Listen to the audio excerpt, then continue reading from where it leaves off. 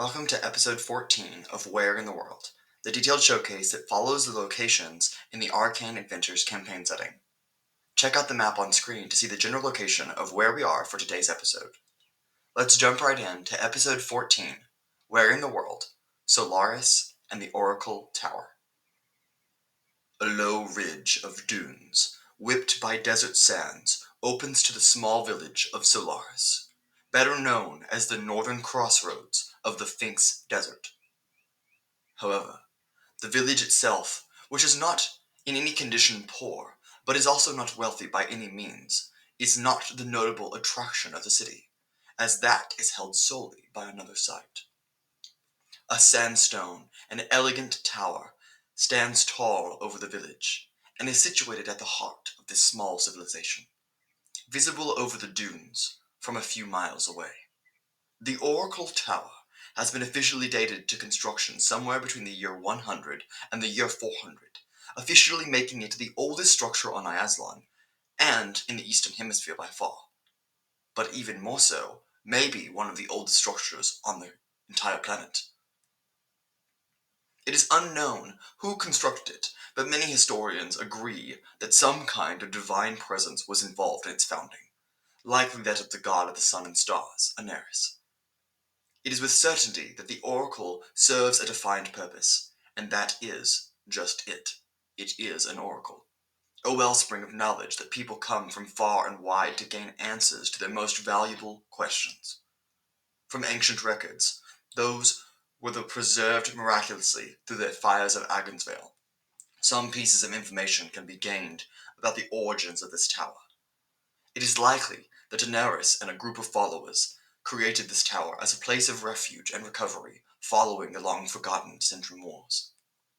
In fact, for some time, the records mention bits and pieces of details about powerful artifacts stored away inside the tower. Regardless, the Oracle Tower, which is crafted of marble inlaid sandstone, and is perfectly covered in pure moonstone and some gold leaflets, has served as an ancient library of knowledge.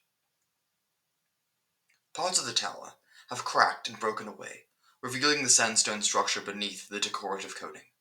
But the tower remains a pristine and iconic structure that holds a deep symbol, more than just a tourist attraction, but that of a religious place. Climbing the tower, which many mortals must task themselves with those who seek answers to life's deepest questions, is no easy task, as the tower itself finds ways to test each individual and force them to prove that they deserve to even ask the oracle the question at all.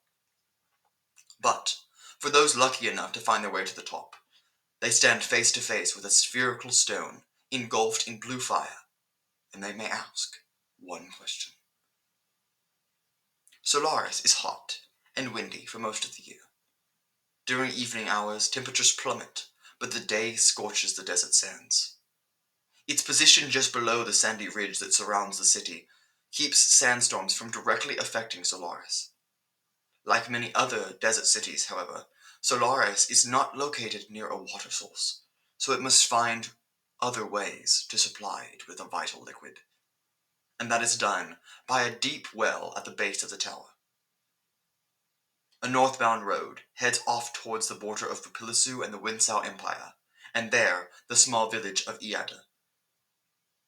A southwestern path leads towards Moragia and the shores of the Finx Oasis. And a third road heads a bit southeast, crossing the desert before entering the region of Tarnus and the plains and the agricultural district, towards the regional hub of Char. We hope you've enjoyed this closer look at the Solaris village and the wondrous Oracle Tower that stands within it.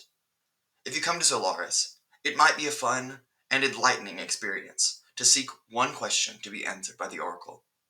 That's all for this episode of Where in the World. We'll see you next time.